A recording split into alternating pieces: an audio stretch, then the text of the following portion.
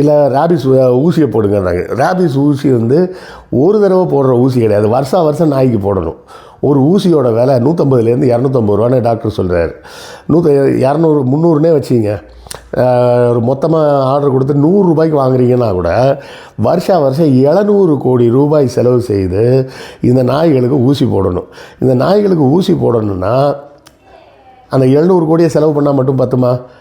அதுக்கு தேவையான அளவு டாக்டர்ஸ் வேணும், அந்த நாயை பிடிச்சிட்டு வர்றதுக்கு ஆள் வேணும், அந்த ரெக்கார்டை மெயின்டைன் பண்ணணும். எந்த நாயை எங்கே ஏரியாவில் பிடிச்சோம், என்றைக்கு ஊசி போட்டோம், அது நாய்க்கு அடையாளம் இருக்கா? கருப்பாக 4 நாய் இருக்கும், மஞ்சள் கலரில் 4 நாய் இருக்கும். இதை வச்சுட்டு எந்த அடையாளத்தில் நீங்கள் கண்டுபிடிப்பீங்க? அப்போது கண்டிப்பாக ஏதாவது ஒன்று செய்து இந்த நாய்களின் எண்ணிக்கையை குறைச்சி தான் ஆகணும். மொத்தமாக ஒழிக்கலைன்னா கூட குறைஞ்சபட்சம் குறைச்சி தான் ஆகணும். வெளிநாடுகள்லாம் தெரு நாயின்ற கான்செப்டே கிடையாதுங்க.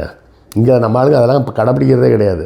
வெளிநாடுகளில் தெருவில் நீங்கள் நாயை கூட்டி வருவதென்றால் முதல்ல வாய்க்கு அந்த ஒரு கார்டு போடணும். அது ஒருவேளை உங்கள் கையில் இருந்து தப்பிச்சு ஓடிச்சுனா கூட யாரையா கடிச்சிடக்கூடாது அப்படின்றதுக்கு. ரெண்டாவது அந்த லீஷ் இருக்கணும். கழுத்தில் வந்து ஒரு பட்டி மாதிரி ஒன்று போட்டிருப்பாங்க. அந்த பட்டையில் அந்த ஓனரோட பேர், அதுக்கு ஒரு லைசன்ஸ் நம்பர் இவ்வளவும் இருக்கணும். இங்கே நாய் வளர்க்குற யாராவது அது மாதிரி நான் வச்சுருக்காங்களா லைசன்ஸு? ஒன்றும் கிடையாது. அப்படியே கூட்டிகிட்டு ரோட்டில் போகிறது. அது நாய் யாரையா பார்த்து உள்ளுக்குன்னு குலைச்சாங்கன்னா அதெல்லாம் ஒன்றும் பண்ணாதுங்க.